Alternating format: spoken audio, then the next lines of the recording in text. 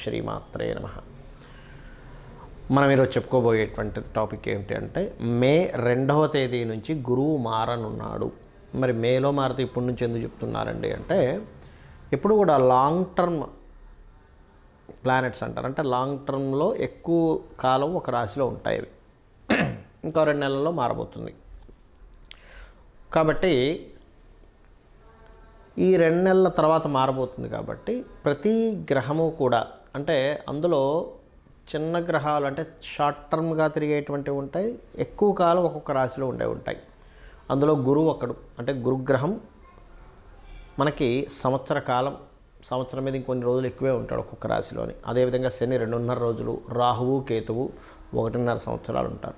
వీటి ఇంపాక్ట్ కూడా మీ లైఫ్లో పెద్ద ఇన్సిడెంట్స్కి ఉంటుంది, పెద్ద నిర్ణయాలు తీసుకోవడానికి. అంటే ఎటువంటివి?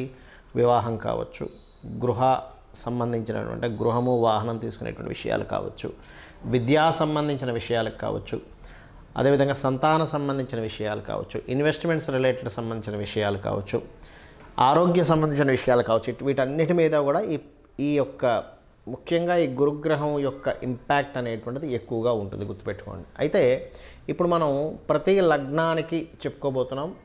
ఈ చెప్పుకోబోయేటువంటి అంశంలో ఒక విషయం మీరు ముఖ్యంగా గుర్తుపెట్టుకోండి. అది ఏమిటి అంటే మీకు గనక మీ జన్మజాతకంలో విపరీత రాజయోగాలు, నీచభంగ రాజయోగాలు, మంచి ధనయోగాలు నడుస్తుంటే ఈ గురువుకు సంబంధించిన దాంట్లో ఏదైనా నేను మీకు చిన్నపాటి మైనస్ ఉన్నట్టుగా చెప్పినట్లయితే కూడా మీరు దాన్ని ఏం పట్టించుకోవాల్సిన అవసరం లేదు, గుర్తుపెట్టుకోండి.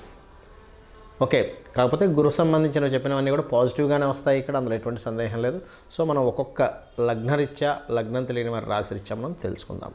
మిథున లగ్నము, మిథున రాశి. మిథునం వారికి గురువు మీకు 12వ స్థానంలోకి వచ్చి చేరుతున్నాడు. దీనివల్ల కలిగే ఫలితాలు ఏమిటి చూసుకున్నట్లయితే, అంటే ముఖ్యంగా మనం మంచి ఫలితాల గురించి చెప్పుకుందాం, దాని తర్వాత జాగ్రత్తల గురించి చెప్పుకుందాం. మంచి ఫలితాలు ఏమిటి అంటే చాలా క్లియర్గా రుణాలు లభిస్తాయి. కోర్టు కేసు వ్యవహారాలకు సంబంధించినటువంటివి చాలా మటుకు క్లియర్ అవుతాయి. అదేవిధంగా కాంపిటీషన్ రిలేటెడ్ సంబంధించిన వాటిల్లో సక్సెస్ అనేటువంటిది ఉంటుంది. ఇవి ఖచ్చితంగా ఉంటాయి, అందులో ఎటువంటి సందేహం లేదు. అయితే ఇంతకాలం నుంచి 4వ స్థానంలో కేతు ఉండి ఏదైనా ప్రాపర్టీస్ తీసుకునేటప్పుడు చూసుకొని తీసుకోవాలి, ఇట్లాంటివి మనం మాట్లాడుకుంటున్నాం ప్రతి నెల కూడా. దాని మీద కాస్త గురువు దృష్టి ఉండడం వల్ల అటువంటివి ఏవైనా ప్రాపర్టీస్ తీసుకొని డిస్టర్బ్ అవుతున్నటువంటి వారికి కొంత రిలీఫ్ని ఇస్తాడు ఇక్కడ. మరి జాగ్రత్తలు ఏమిటండి?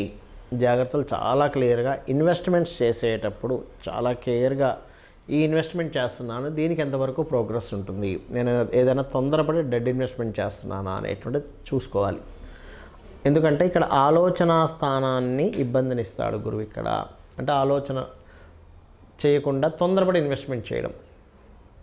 మిథున లగ్నం వారికి గుర్తుపెట్టుకోండి, మిథున లగ్నం వారికి ఆలోచన సంబంధించిన విషయం మీద ప్రభావం చూపిస్తాడు. అలాగే సంతాన సంబంధించినటువంటి విషయంలో, రాజకీయ సంబంధించినటువంటి విషయంలో, షేర్ మార్కెట్ రిలేటెడ్ సంబంధించినటువంటి అంశాలలో, అంటే తొందరపడి ఎవరో చూడండి మనం చూస్తూ ఉంటాం, ఫ్రెండ్ ఎవరో, ఎందుకంటే ఫ్రెండ్స్ మూలంగా షేర్ మార్కెట్ మూలంగా దెబ్బపడుతుంది. అంటే అలాగా ఫ్రెండ్ ఎవరో నేను లాస్ట్ వీక్ 1,00,000 రూపాయలు పెట్టాను షేర్ మార్కెట్లో, నాకు టక్కన 4 లక్షలు వచ్చాయని చెప్తాడు. ముందే అప్పుల్లోనో ఇంకో బాధల్లో ఉన్న వాళ్ళు ఏం చేస్తారు, అరే ఫ్రెండ్కి వచ్చింది కదా, నేను 1,00,000 పెట్టేసి సొప్పు చేసి 1,00,000 పెట్టేసి ఆ 4 లక్షలు వస్తే అప్పులు తీసేసుకోవచ్చు కదా, నాశతో మనం పెడతాం. ఇక్కడే మీరు పప్పులో కాలేస్తారు, గుర్తుపెట్టుకోండి. కాబట్టి పొరపాటును కూడా స్నేహితుల మాటో లేకపోతే ఇంకోల మాటో విని షేర్ మార్కెట్ జోలికి అసలు వెళ్ళకండి. గురువు మారుతున్నందుకు అంటే అది గురువు మారకముందు వెళ్ళిపోవచ్చా అండి అని అడుగుతారు. ఒకటే గుర్తుపెట్టుకోండి, షేర్ మార్కెట్లో మీకు రాణించాలి అంటే ఒక ఫార్ములా ఉంటుంది. ప్రతి లగ్నానికి ప్రతి ఇన్సిడెంట్ జరగడానికి ఒక ఫార్ములా ఉంటుంది ఆస్ట్రాలజీ. మొత్తం సూత్రాలు ఆస్ట్రాలజీ అంటే మాయలు మంత్రాలు ఊహించుకోవడాలు కాదు. సూత్రం ఏమిటా సూత్రం? 5వ స్థానాధిపతి, ధనస్థానాధిపతి, ఆకస్మికంగా ధనాన్ని వచ్చే స్థానాధిపతి అయిన అష్టమాధిపతి, అంటే 5, 2, 8 లాభాధిపతి, వీళ్ళు చాలా క్లియర్గా ధనాన్ని ఇచ్చే దాంట్లో ఉండాలి. ధన సంబంధించిన కారకత్వాలు ఇవి పొంది ఉండి నీచభంగ రాజయోగము అంటారు. నీచభంగ రాజయోగం కానీ విపరీత రాజయోగం కానీ కలిసి ఉంటే వారికి ఖచ్చితంగా షేర్ మార్కెట్ మూలంగా డబ్బులు వచ్చి తీరుతాయి, అందులో ఎటువంటి సందేహం లేదు. డైలీ ట్రేడింగే చేసుకోండి, వాళ్ళు లాంగ్ టర్మ్ చేసుకోండి. కానీ అలా కాదండి, నాకు ఇంట్రెస్ట్ ఉంది షేర్ మార్కెట్లో, ఒక మంచి బాగా షేర్ మార్కెట్లో ఆరుదేరిన వ్యక్తిని కన్సల్ట్ అయ్యి లాంగ్ టర్మ్లో ఏ షేర్ కొంటే మంచిది తెలుసుకొని కొనవచ్చు, తప్పు లేదు అందులో. కానీ ఎటువంటి ఎక్స్పీరియన్సెస్ కానీ అనుభవాలు కానీ దాని మీద ఎటువంటి ట్రైనింగ్స్ తీసుకోకుండా ఎవరో ఫ్రెండ్కి వచ్చింది నాకు వచ్చేస్తుంది అనుకుని పెట్టారా డబ్బులు పోతాయి. కాబట్టి దయచేసి ఈ యొక్క విషయంలో చాలా జాగ్రత్తగా ఉండండి. మరి రెమెడీ ఏం చేసుకోవాలి? మీరు లలితాంబిక అమ్మవారి యొక్క స్తోత్ర పఠనం చేయండి, లేదా ఓం శ్రీమాత్రే నమః అనే నామస్మరణ చేయండి. చాలామందికి వాళ్ళ లగ్నము, వాళ్ళ రాశి, వాళ్ళ నక్షత్రం ఏమీ తెలియదు. మరి అలాంటి వారు ఈ గురువు యొక్క మార్పు వలన కలిగే ఫలితాలను ఎలా పొందాలి? గుర్తుపెట్టుకోండి, గురువు ఎప్పుడైతే మారుతుంటాడో రాశిలో పుష్కరాలు వస్తాయి. మీకు పుష్కరాలు ఎక్కడొచ్చాయో ఆ పుష్కరాలకు వెళ్ళి అక్కడ స్నానం చేయడం ద్వారా గురువు ఇచ్చేటువంటి సంపూర్ణమైనటువంటి శుభ ఫలితాలు జరుగుతాయి. ఒకటి గుర్తుపెట్టుకోండి. రెండవది, ఏమండి మాకు గురువు ఈ సంవత్సరం మంచి ఫలితాలు ఇస్తాడా, మంచి ఫలితాలు ఇవ్వడా మాకు అర్థం కావట్లేదు, ఏం చేయాలి అంటే చాలామందికి కావాల్సిన మంచి ఫలితాలు, అశుభ ఫలితాలు ఎవరికి వద్దు, శుభ ఫలితాలే కావాలని కోరుకుంటారు, కోరుకోవాలి కూడా, అదే అందులో ఎటువంటి తప్పు లేదు. మరి దానికి ఏం చేయాలంటే ఒకటే గుర్తుపెట్టుకోండి. మీకు గనక మీ ఎలా తెలుసుకోవాలి తేడాని అంటే గురు నక్షత్రాలు, గురువారాలే ప్రత్యేకంగా మీకు కొంచెం ప్రతిసారి ఏదో ఒక ఇబ్బంది కలుగుతుంది, ఆగుతుంది అంటే మీ జన్మజాతకంలో కానీ గోచారంలో కానీ మీకు డేట్ ఆఫ్ బర్త్ టైము తెలియవు. కాబట్టి గురువు నెగటివ్ ఫలితాలు ఇచ్చే దాంట్లో ఉన్నాడు అని మీరు అర్థం చేసుకోవాలి. గురు నక్షత్రాలు అని చెప్పాను, ఏమిటవి? పునర్వసు, విశాఖ మరియు పూర్వభాద్ర. ఈ నక్షత్రాల్లో కూడా మీకు ఏదైనా ఒక పని అవ్వాల్సింది ఆగిపోయింది. అంత దూరం ప్రయాణం చేసి వెళ్ళామండి, అవ్వలేదండి, తీరా దగ్గరికి వెళ్ళాక ఆయన మళ్ళీ రేపు రమ్మన్నాడు, లేనట్లయితే ఈ రకరకాలు చెప్తూ ఉంటాం, వేస్ట్ అయిపోయింది, ఇవాళ ఏదో బిజినెస్ సాగుతుంది కూడా సాగలేదు. ఇవన్నీ గురు నక్షత్రాల్లో గురువారాల్లో జరుగుతున్నాయి అంటే మే మాసం నుంచి మారిన గురువు మీకు అనుగ్రహాన్ని అందించలేకపోతున్నాడు. అప్పుడు మరి ఏం చేయాలి అంటే సింపుల్గా ఒకటే గుర్తుపెట్టుకోండి. దక్షిణామూర్తి స్తోత్రం కానీ, లేనట్లయితే తారాదేవి యొక్క అష్టోత్తరం చదువుకోవడం కానీ,